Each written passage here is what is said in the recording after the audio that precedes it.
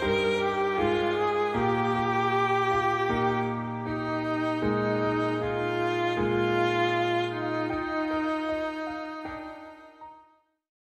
everyone, and welcome back to Full Recovery. I just had to get outside on this gorgeous sunny day. I hope you can hear the birds chirping. It's a wonderful day here in the Northeast, and I wanted to just thank you again for all the support for this channel. This week I was able to do something very exciting, and when I started this channel at the beginning of isolation, one of the goals I had in mind was to make it a platform so that we could learn from all kinds of women, learn from each other. And this week I had the opportunity to sit down with 5 of the best women I know, and they all live here in the Northeast.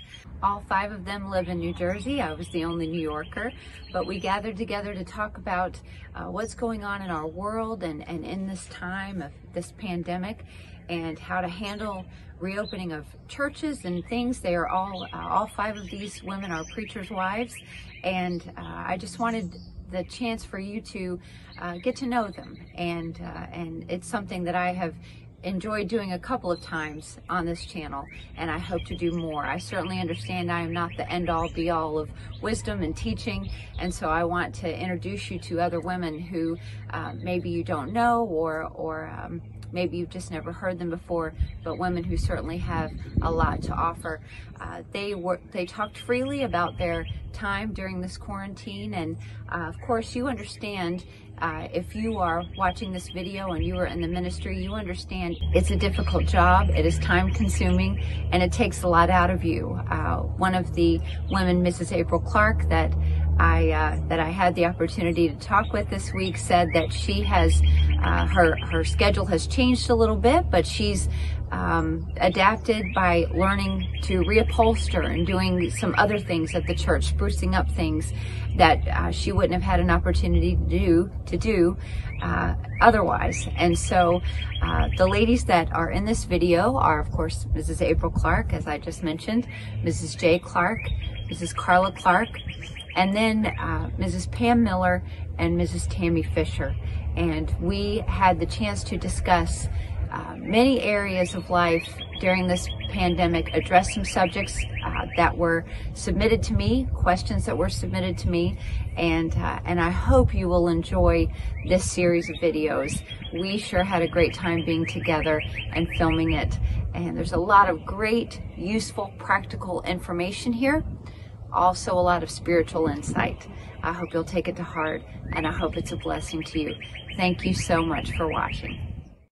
So we're here in the home of Mrs. April Clark in Berlin, New Jersey, and I have assembled these ladies together because a couple of weeks ago I was in a Zoom meeting and a phone call with a bunch of pastors here. I was just a fly on the wall, but a bunch of pastors in the Northeast, and I thought when the meeting was over how that maybe we needed something for the ladies to help us prepare and to know have a better grasp on what's going on during this time. So I asked these ladies to join me here on Full Recovery, and as you know, we're looking to make a full recovery emotionally, spiritually, in every area, mentally during this time, and of course dealing with some other areas in our lives too. But throughout this time of isolation and quarantine, we want to come out of this thriving and not hindered in any way. So I have a team together of ladies. We are going to answer some questions that were posted on Facebook a few days ago. And before we get into that, we're just going to go around and have every lady give their name and where they serve. We'll start with you, Tammy. I'm Tammy Fisher, and I'm from Somerset, New Jersey, and my husband and I have been there. I grew up at the church, and then my husband and I have served there for over 20 years, and he co-pastors with my dad there. Wonderful. And I'm Pam Miller, and my husband pastors Somerset Bible Baptist Church, and we have been there for 40 years. Carla Clark.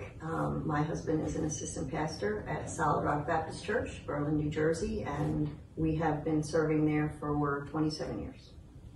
And I'm Jennifer Clark, or Jay Clark, and my husband is the co-pastor at Solid Rock Baptist Church here in Berlin, New Jersey, and we've been here for almost 31 years. My name is April Clark, and I'm Jay's mother-in-law, Carla's mother-in-law.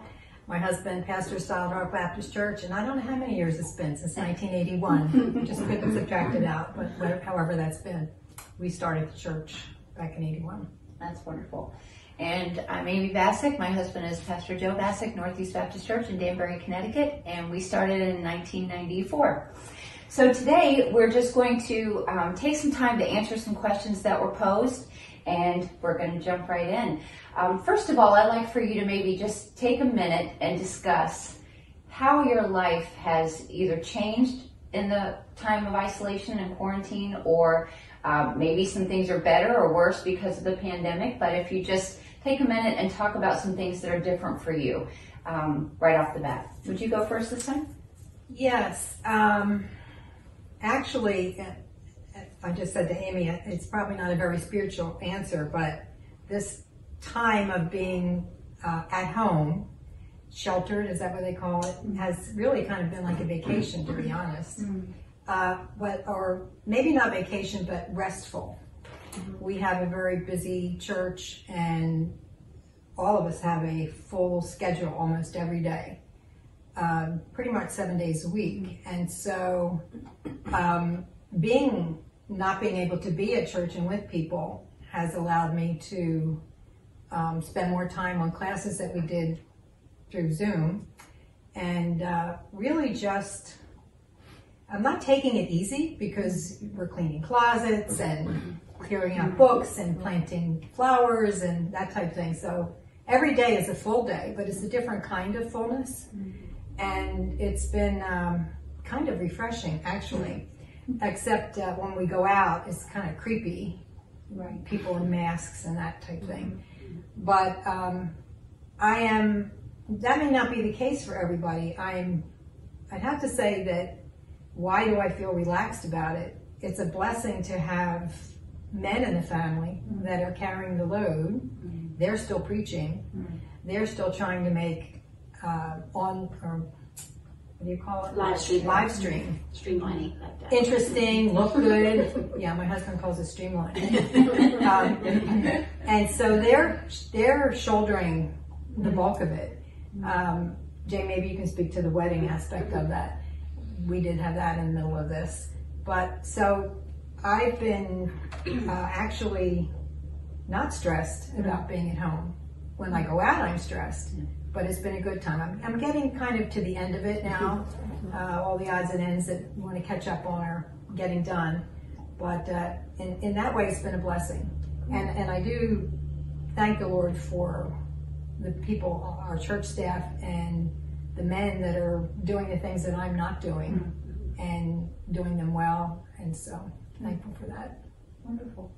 So I guess I have a mixed, I think everybody does, but I have a mixed, when it first started, I was so unsettled. I was very sad because the college kids all went home. My husband sent them home the very first, like before anybody else posted anything. That was a shock. And I laid on my bed and bawled. And then he texted and said, you need to come for the last chapel. And I didn't want to come. And so he texted me, he said, where are you? I said, I'm coming. And I was trying to come once it started because I didn't want to talk to the kids. And because I was struggling, and maybe I don't know, I was struggling with the right attitude towards my husband, towards people closing things. I am the type person, when my kids are sick, you're fine. Take an Advil, you'll be fine. The drama of things, and so I felt like, this is so dramatic. Like we're sending all the kids home. I couldn't understand it. Well, the girls were crying. Right, and I didn't understand it. So I had this attitude of like, this is ridiculous. So I couldn't accept it. So I went for a couple weeks. Jay cooks. She feeds the college students. So they're like my children. That's mother. Okay, you know how you feed your family? So I felt like I was losing my family. I had no warning. Like at the end of the school year, it's hard enough at graduation, but you've been preparing yourself. Right. Thursday, we're teaching them crocheting in class, and Friday they're gone. Right. And so I bawled. They're leaving, I'm sobbing, So I had a very difficult time with accepting it at first. So probably the first couple weeks, I lived in denial. Like, this is not going to be, and I am not. And so I tried to do everything I could to be as busy as possible. I don't want to sit at home. I'm not sitting at home. I'm not laying in bed, the way I handled it was I'm getting out there, and they're trying to tell me to stay home was how it helped, was how I was handling it. And I was actually like, I was so unsettled. And then I guess I got to we all probably got to the point where it was like, okay, this is not going away. Now I'm taking it, and I kind of started to accept it. And then I did work at, I got my basement cleaned out, my attic cleaned out, those projects that you say, if I ever had the time, I knew when this is all over, if I didn't do it, I was going to feel, guilty. But we did plan a wedding in all that. In the first, I guess I don't know when the in-house, it was slowly, a couple weeks. Right, slowly things were taken away. The wedding was supposed to be the 28th. I know the 13th is when we closed the college. So 2 weeks space there. And we had a bunch of stuff, of course, already planned, obviously, by that time. But then everything had to change. And were we going to have a wedding? And trying to keep my daughter's spirits up while trying to keep my spirits up, and my husband, trying to balance what we could and couldn't do. And that was hard too, again, because there it was, he was saying, we can't all come in the building. And I'm like, why not? Like and trying to have that pleasant spirit that wasn't really always there, just to be honest and be real. And that was hard. And so getting that planned, and I think it did help though, because it gave me something to focus on, something to distract from. But then when that was over, it was kind of like, boom, okay, this is reality. Right. So keeping myself busy, I think, helped. I still do every day. Like I like to do door dashing, and so that gives me a couple hours of, now she says being out around how things look weird is unsettling for her. But for me, just being at home would be more unsettling. So for me, it's getting out there where people are still eating. Oh, people still eating. Okay, things are still normal. Oh, the drive-thru's open at Chick-fil-A. Okay, this is somewhat normal. That's awesome. Wow. And I'm pretty sure you just answered about 6 questions in here. Oh, good. See, I'm great. So I'm done. Oh, you guys take over. That's awesome. We can cut some of that out. It's amazing how, it unfolded differently for everybody, and even, where you're located and what you have going on in your life. It's, Carla, how's your life? Is it different? Is it? In some ways it's different. In some ways it's similar to the way it was. A lot of my everyday, if you want to call them duties, are very similar. I do the church finances. That obviously is continuing. I run the sound at the church, and since we transformed to a live stream, I learned how to do live stream sound at church. So that's actually something in the sense where I still get ready and go to church every service. There's no one there, but it is more of a normalcy than sitting at home. Right. I have enjoyed, and I'll say for me, we haven't really had any difficulties because of the virus. Well, we all, I think, had it in my home. We didn't have any of the lung issues, but we all had it. So that was, not fun. Right. But other than that, When was that? When do you think you had? well, I think it was like the 3rd week in February, probably. Same for us. Right My at the edge husband- when we were people just trying Nobody to really figuring even knew out for sure what was going on. It was my husband, myself, and Travis. Within 12 hours, all 3 of us were really sick. And so we had digestive issues, high fevers, the aching, that type stuff. And then we thought, okay, at that point, we were just thinking flu because they weren't really, at that point, they were saying the corona was simply, you get a sore throat, a cough, and have problems breathing. We had none of those things. So we thought, okay, we just have the flu. And then you find out a couple of weeks later that all of those things, Travis lost his taste, all these things, you have no idea. Right. Just random. You think, well, it is, we can still breathe, so we're just staying home and doing our thing. Yeah. And then we got better, and young Mike at Capital Connection, right before everything shut down, he started getting some symptoms. And he has type 1 diabetes. So thankfully, he had less issues than any of us. Wow. He got the most mild case, which was just of the Lord. And then somehow we thought, Kayla, and of course we were quarantining our children to their, like Kayla and Michael early on were like, don't leave your room. And they were like, this was before quarantine really happened. We're like, don't leave your room. So that was not fun for them. And then hoping they wouldn't get it. And then Michael got it, and then Kayla, about 2 weeks later after that, picked it up. And she had, and what I've read is different people, it attacks your body in different places. And she was attacked with headaches, severe migraines for like 4 or 5 days straight, where we were just putting ice packs on and this type of stuff. But thankfully, you know, we were all better, and we didn't have to go to the hospital for any of that. And, you know, so, you know, but other than that, you know, life has been somewhat normal, and our schedule, in my opinion, I've enjoyed it, because we are very busy, like my mother-in-law said, and my kids are older, so I don't have to deal with the schooling. You have to shoot me.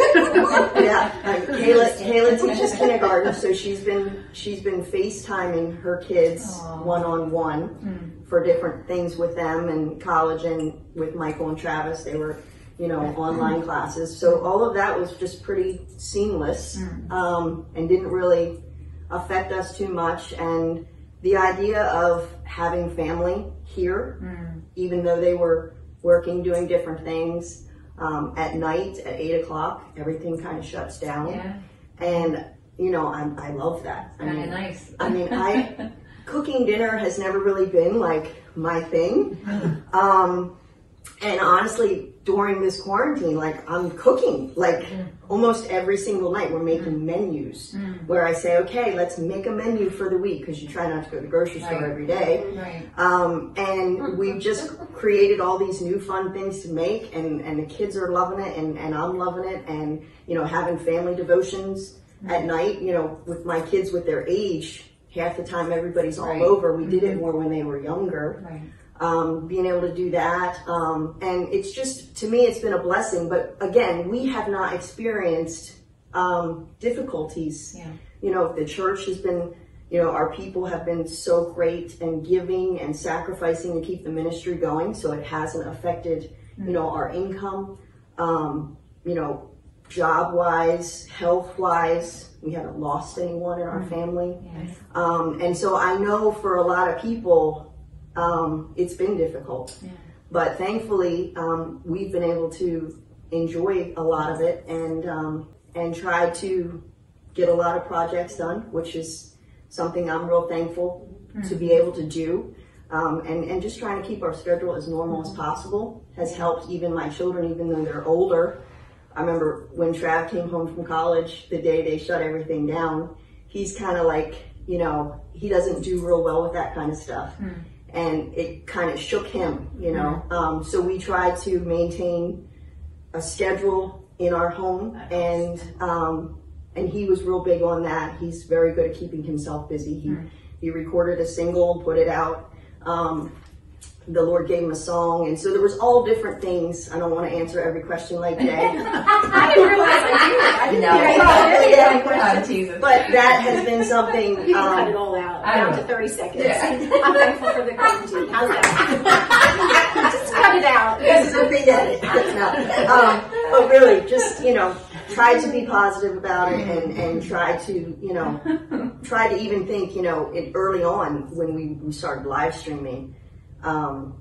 We've been wanting to do this for years now. We do it at the summit. We have a family come in from Canada and help us. And we've never had the finances. We've never been able to.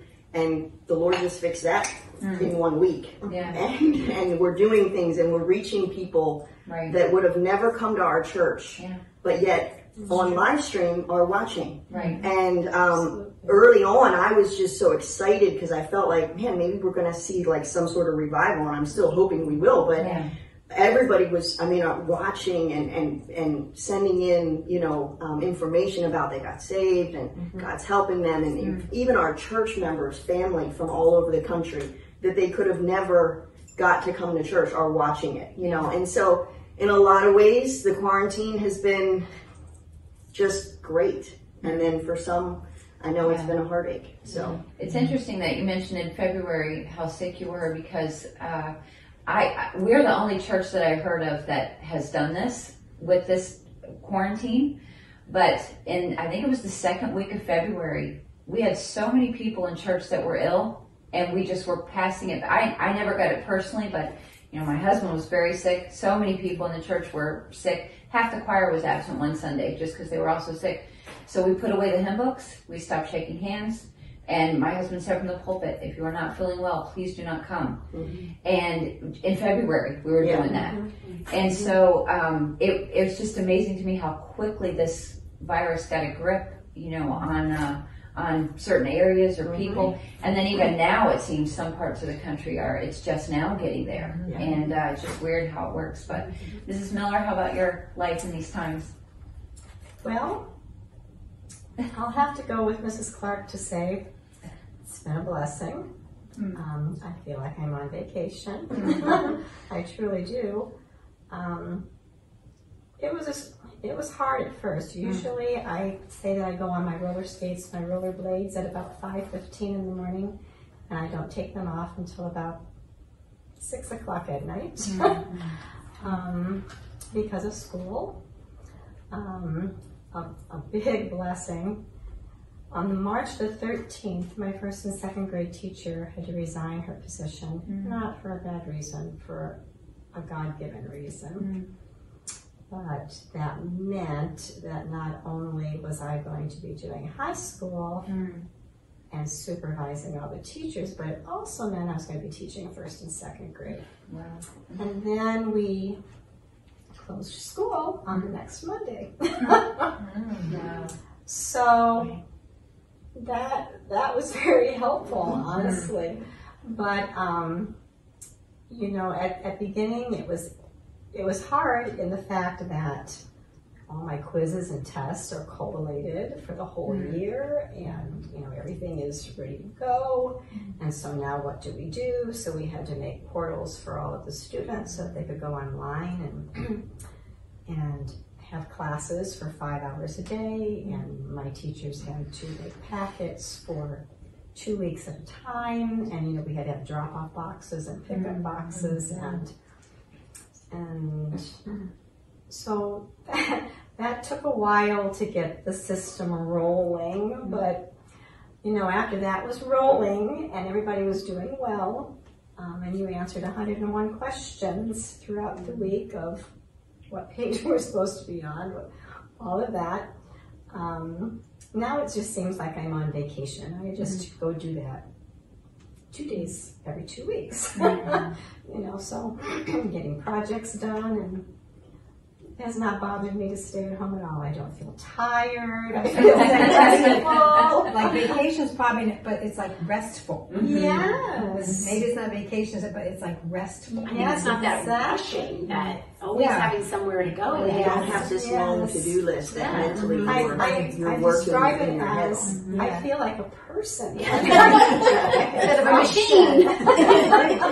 I would agree with that. So That's great. but I've enjoyed being at home. My house is all clean, getting organized room by room. Things I hadn't been able to do for a few years have gotten done. My husband's home more, and I really do enjoy that. I always laugh and tell people there is life after your children move out of the house. That's great. So we're enjoying it. Great to hear. Tammy, how about you? I think at first it was actually very hard to accept because in school I do the music, and so we were right at crunch time for competition. So my senior girls, of the 5 girls, they were doing a reader's theater, and they're doing a large ensemble and a small ensemble and solos and teaching and piano solos, and so these are things I had been practicing with them every day since September. So then all the competitions got canceled, and you're like, then what have I spent 10 hours of my life doing every single week? And for some of these girls, they had placed first, several years, and then we would go to nationals, and it was like memories that we made together.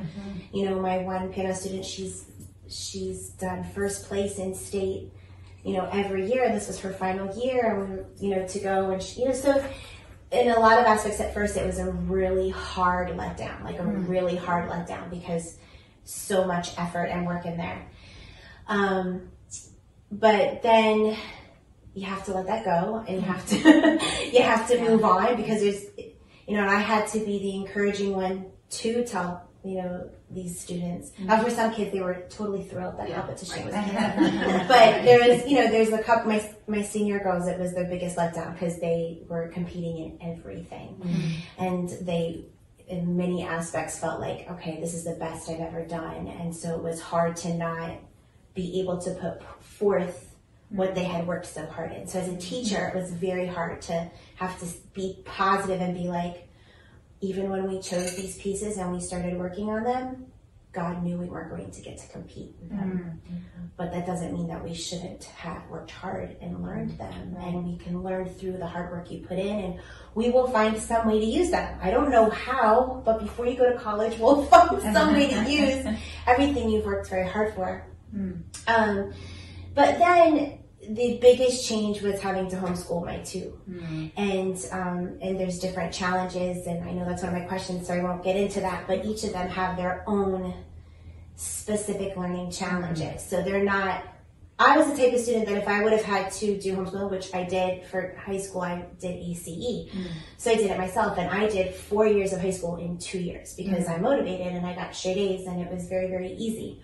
For my boys, that's not the case. So I have to sit with them for every single subject. I cannot just let them watch the video and do the work because they can't. So that made a major change of having to sit with them and basically teach them through every page.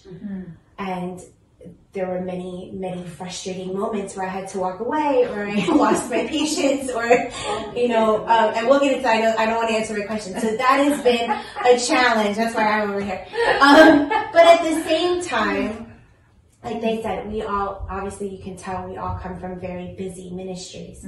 So, yes, I'm getting up early in the morning and not stopping until very, very late at night with ministry things, and still being a very involved mom, because even though I was very, very busy, every night I'm doing, because they need help, they would be in school all day, but then they come home and I was doing 2 to 3 hours of homework with each boy every afternoon and every evening. So, it's just kind of swapped things, and it's what's been nice is now we have more time together because we can't go anywhere, and not that we didn't do things with them before, but it's different now.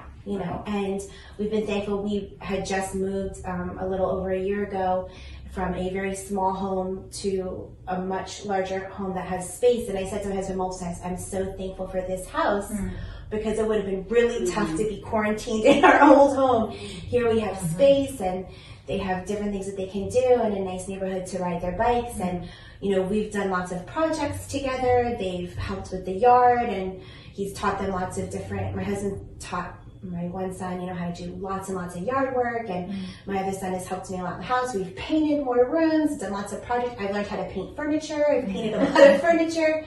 So in that aspect, it's been really nice. I feel like I have not had to rush through my devotions with busy schedule, and it's been nice to get much more deep in my devotions, and that's meant a lot to me because that is something I was being very convicted on in my busy schedule. It wasn't that I wasn't reading my Bible or I wasn't praying, but I didn't spend the time that I should have, because you're like, well, I only have this amount of time because I have to be so-and-so at such a time. And so I don't have that. It's been great. So I'm still getting up early. My boys are still asleep, and I have those hours to just, and I'm not saying that but I've made breakfast for my husband, and then he's at the table reading his Bible, and I'm at the table reading my Bible, and it's different. And that's been nice. That's been really, really nice. And then... So how are we all going to adjust? I know, right? All ready to. I know. But I think the biggest thing is like with Jay, I miss the fellowship so very much. And I'm a very positive person, but even I, who is extremely positive, have had moments of struggling, being depressed through this time of not getting to see people, because I'm a social person. And on Saturday we did a drive-through with our ladies. They could drive by and we gave them flowers. And oh my goodness, I just teared up and cried so many times just getting to see them. And then some of the ladies came in the building to help us do a few things and just give them hugs. Oh, it just felt so good. And some people said, how was your Mother's Day, or what did Brian do for Mother's Day? I said, really, I didn't get a gift, which I'm fine. And I'm not saying that I had done other things earlier in the week to celebrate Mother's Day, but it was really one of the best Mother's Day because my spirit needed to fellowship with him. And God knew that. And God put the ladies there that I needed to be encouraged with. And that was great. So some aspects have been awesome. Some aspects I can't wait to fellowship with people again. But like she's saying, I don't want to lose the different things that have been positive. I think maybe we'll learn something from this, in the sense of if we are able to get back to 100% normal, which again, if you ask certain people, they say that will never happen. But if we are able to, that maybe we'll learn that we don't quite have to plan as much. Maybe not. I'm not the pastor. But that's not up to me. But maybe we'll see. Maybe we'll see that we can have a thriving ministry without having something. Try not to play every waking minute. But to be honest, from my perspective, I miss having something every minute. That is something. I enjoy being home, but I'm over it, if that makes sense. Okay, that was nice. It was like you say, it's restful. It's like vacation. But I always had that mindset of you can't be busy instead of you can't be Martha and not Mary or Mary.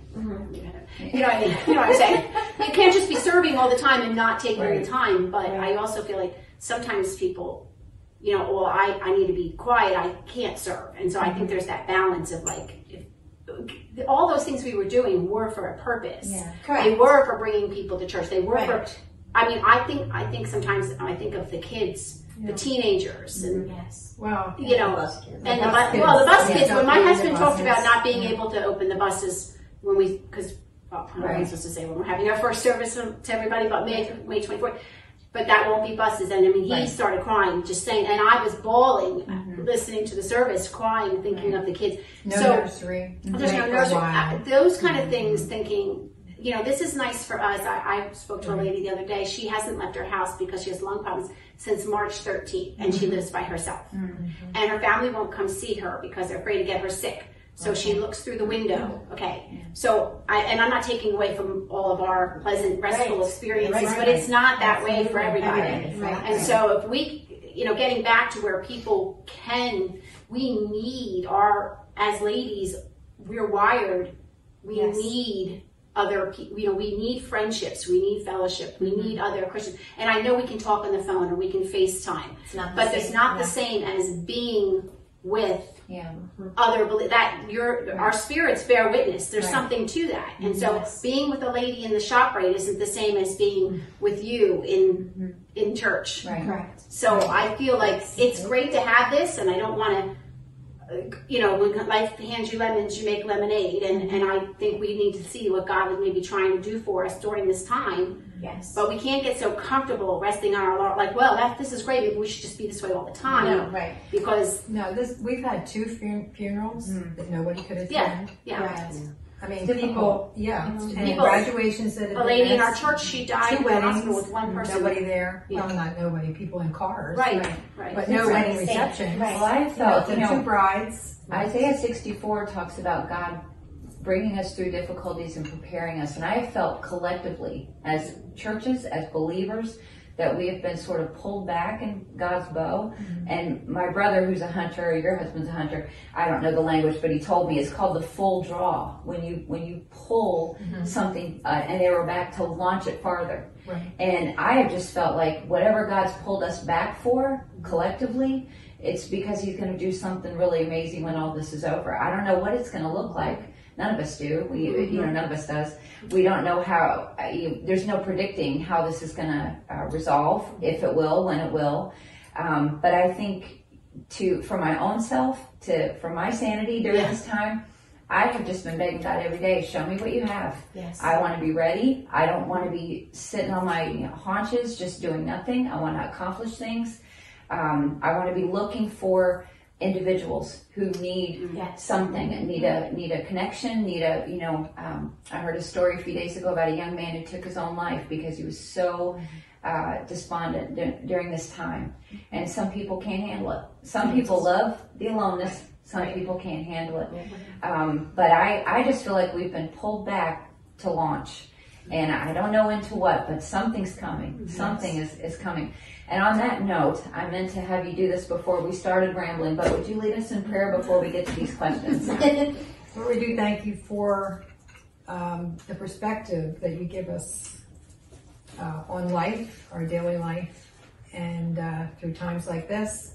And we only have that because of you and your word, and just a discerning spirit that you can give us through these kind of situations and times. And we just ask you now to bless the rest of our time and our conversation, and maybe something would come of it that would be help and encouragement, just an insight for those who might be watching.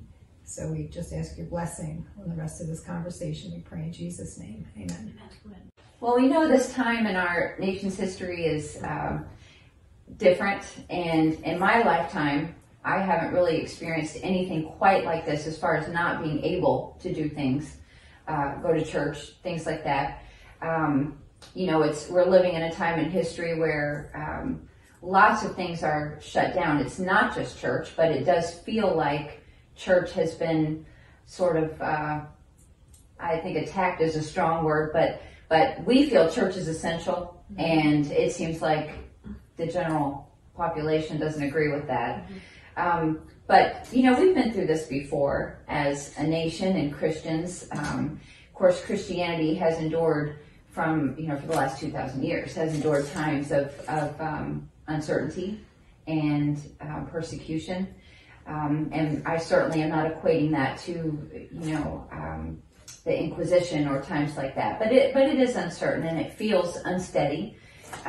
Is there a time in our history that you've experienced or you've had knowledge of where you could maybe walk us through some of the uncertainty and how it resolved and came out for good? Well, we've come a long way. If you think back to, it's interesting to me to look at the virus in 1916. And everybody's churches were closed, schools were closed, people were walking around with masks, and pretty much the same thing, but they didn't have the same means of communication to know what was going on the East and the West Coast. And I'm sure it was much more frightening. People were more isolated, dealing with their problems. But at that time, I haven't really researched this, but there didn't seem to be any, I should really look it up because I don't want to mistake this, but any fear about churches being closed and not being opened, or that this was some kind of an attack on religious freedom. Right. I think that probably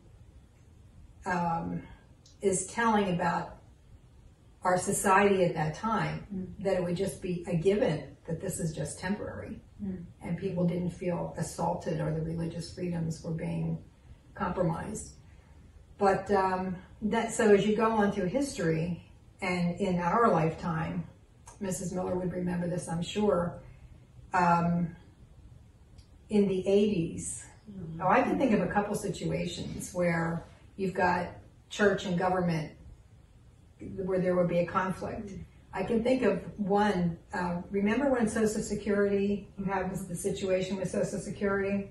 I meant to look that up for the exact years of that. I think it was like in 1982, 83, where it was the law that churches could not participate in Social Security because it involves a taxation on the church. And so the government at that time said churches cannot participate because the government is not going to tax the church. And so that was just accepted by everyone. And then in the 80s, you did have some churches who wanted to have their employees be covered with Social Security. But you still had a large group of churches that held to that point of separation of not paying taxes to the government, that the church should not be taxed. So they wanted to maintain that status. And then so it was somewhat optional. I think you could opt in. Right. Right. And then they made a law that you were forced to participate. Well, there was such an uprising. I meant to look this up. It was within days or maybe 2 weeks. Do you remember? The law, there was such a backlash from, I'll say the religious community, because I don't know if it was just Bible-believing churches, that we're not going to have this. We're not going to be subject to the church taxing us, because we want to maintain that, I don't want to say separation of church and state, because that's not the right way to put it, but we want to maintain our autonomy, and we're not government funded. And it was either a matter of days, seemed to me like days. We were just saved by a few years. But the response from pastors and churches all over the country was so huge that Congress actually changed the law without months of haggling. They just changed it. It seemed to me like 3 days. That can't be right, but it was quick. It was really quick. So there was, the church had a voice and was listened to. And then, so that, I wouldn't say that was a scary time, in particular, say, pastors' wives, their families, for their husbands, for the positions they were taking. But remember when Christian schools were beginning to be more prevalent, and the government really didn't quite know what to do about that. Do they let us exist without managing us, without accrediting us, and so forth? And so the early Christian schools, the pastors who took the position, this is our Monday through Friday school. This is the church in action. And so to establish the fact that we did not want to be looked at as just a school, but this is our church ministry. And so therefore, whatever guidelines we have as a church, or whatever freedoms we have as a church, we want to maintain them for a school as well. And this can get a little hairy because of curriculum, and so there's good sound reasons why you don't want the government managing your school. That's why you have a separate school, so we can train our children up to know the Bible. And so after prayer was taken out of public school, after the Bibles were taken off of teachers' desks and so forth, and we could see a big change in the education system. It wasn't, it was just a big change. With that came a lot of things, that just the domino effect of what was brought into the curriculum and so forth. So Christian parents really began to be very concerned. Well, there were pastors who were locked up for different situations. I'm trying to think of the pastor's name in Ohio. I think they actually put him in jail. There was something. You know, my dad, they came with the Christian school, and they fined us and threatened to arrest my dad and fined him. Big fines. We came. He was on a trip, and he came, and they had all of us standing out. They pulled us all out of the school. Really? I didn't know. And we were outside with no coats on. It was freezing. They ordered us out of the school. We didn't have a right to have a school in that building. We weren't recognized.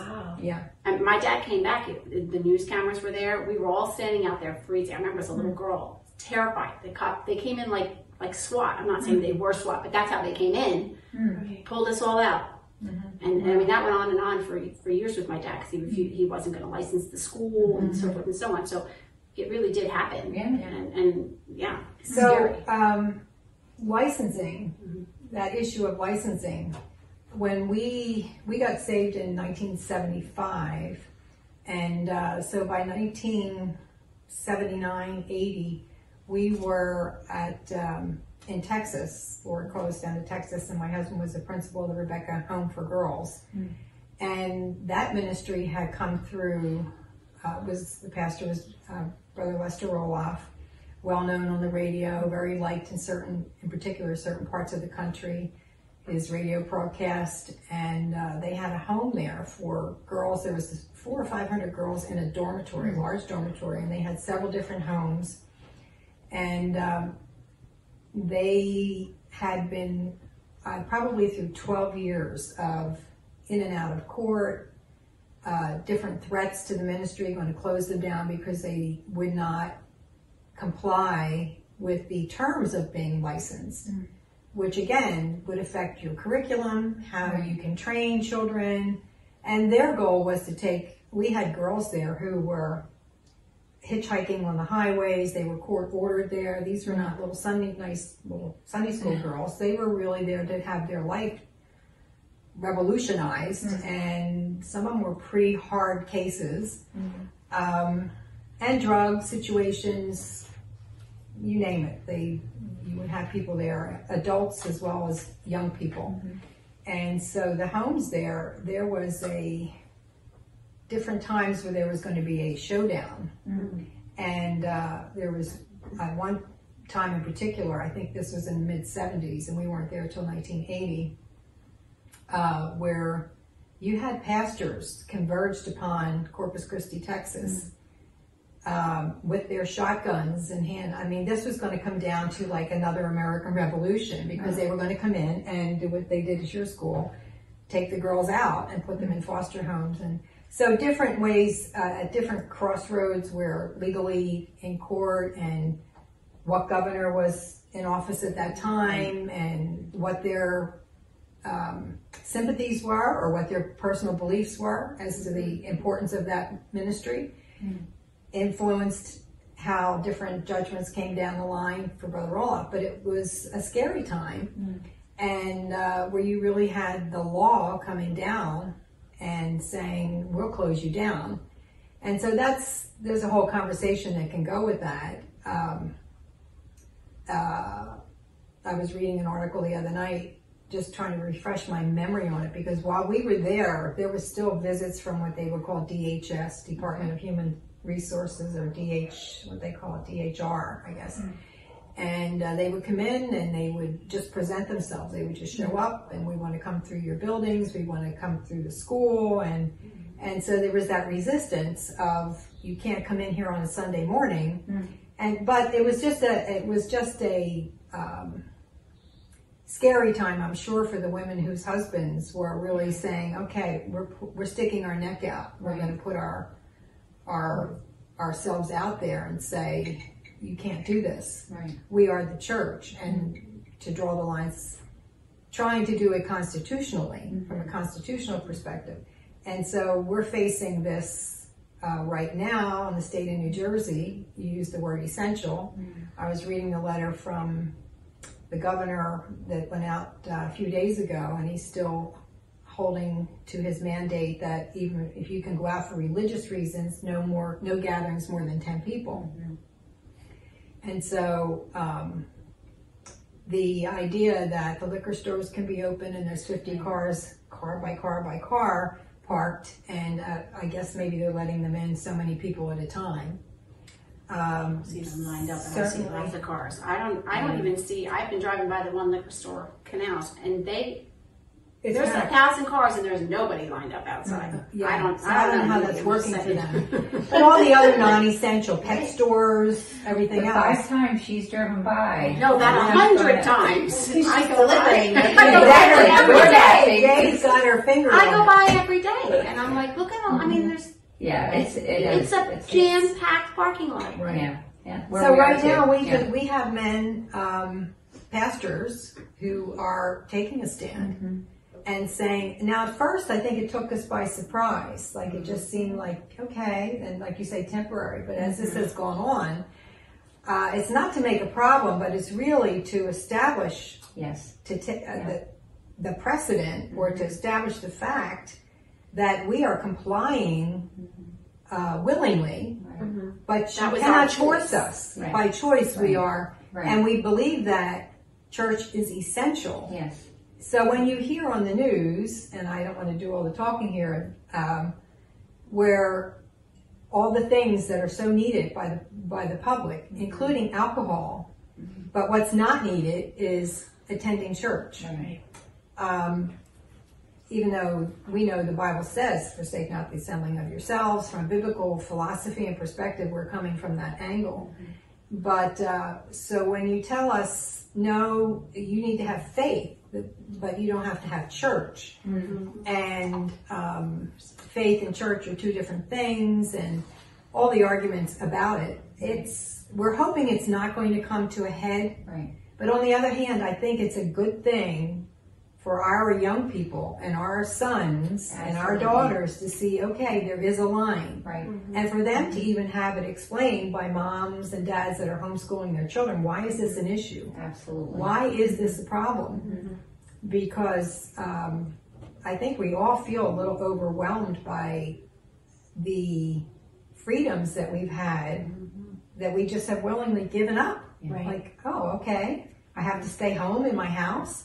It's not the first time it's happened, and we're for public health and so forth, but really navigating this to know where it's really intrusive and where it is setting a precedent where we don't want to go there, and we don't want our sons and daughters to think this is okay. Right. And so we're going to make an issue of it. We're going to make a point if we have to. It'd be nice if they just called it all off. But on the other hand, I think the benefits of knowing where we would probably not have had to educate, or we wouldn't have made such a big deal that our young people would have heard that from us. Like, this can't be happening. Right. And here's the reason why. And the significance of standing up and being a man, and as nervous as it might make, is making us a little nervous right now, because we can see maybe there's going to be there's conflict and contention about it, and we hope it doesn't have to end up with our husbands being arrested, but we know pastors that have been arrested. We just got a copy of the pastor from, is he Maine or Massachusetts? His latest summons for $500 or a fine for $500 every time he has a service, and they were there with police cars with lights on and policemen on horses. Right. For a drive-in service with people in their cars. No, this was actually They in the were in the building. But they are doing everything and more than you have to do to go to Walmart. Yeah. Right. And so we have Pastor in Rio Grande, pastors that have been threatened, we will arrest you.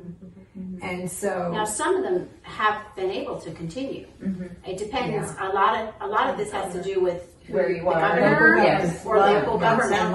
Going to Well, church. like we have a pastor nearby who he's been having drive-in, and he's never had a problem. And it's in our state, but it just depends. And then who wants to make a stink and who wants to raise It's it? been a good wake-up call. I Even think for the unsaved. right. I This look whole at it like socialist if we philosophy that's been Yes. being fed to us through so many people, venues. I don't think we're They're- quite ready they're for like, it in America. enough. Yeah, And see, it's encouraging to me in some ways, because I at first I said to my husband, is nobody going to do anything? Is nobody going to say anything? And I wasn't necessarily talking to him. I was thinking more like legislators. But as I look on social media, and people, like unsaved people, whatever, just are speaking up. Like, a guy put up this morning, one of our state representatives, like, the liquor store's essential, church is not. Right. I mean, straight up. I don't think he's a Christian, as far as I know. It doesn't say anything on his thing about that. But like, people are like, we're not ready Right. in this country to just roll over and die. Yeah. And I look at it like, if we wind up that they were going to open church, and this is nothing to do with church, at least our kids Absolutely. and our younger generation see that we're still willing to fight. Maybe we don't have to fight for it. Right. Maybe we're going to find out that Murphy or whoever your governor is, or is going to just allow churches to, and it's just going to go on fine.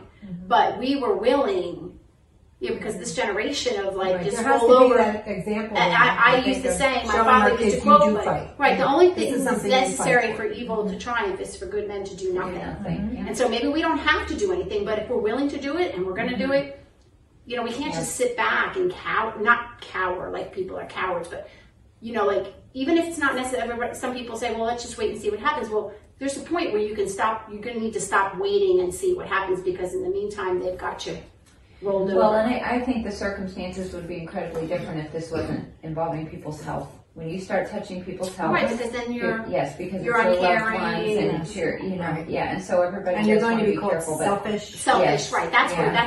it's difficult, because there's a fine line. With the children, mine are 19, 21, almost 23. And they all have different spins on things, which is interesting to hear. And in some ways, I can see how the world and their philosophy has kind of tweaked them in certain areas where you almost have to say, hang on. Like, Yeah, you're coming at that from let me just not a like help biblical you here. perspective. Yeah. So it's been good to have these conversations. And it's funny, my son Michael, he's very political. He's always been. And he was telling me the other day, he said, I went in Wawa and I didn't wear my face mask. Good for him. And no one said one thing to me, and they can't. Yeah. You know, and it's just funny how you see their different personalities kind of, you know, and he's like, I don't need to fight. I have a First Amendment right. I do whatever I want. And then if they give me a problem, I'll fight with them. That's Right. Yeah, we ain't coming in with a big sign that says I'm not wearing my mask. I'm going to do what I'm already allowed to do. Yeah. You come tell me I can't do what I'm allowed to do. Absolutely. And that's, so it's interesting and very good. Mhm. Yeah, I think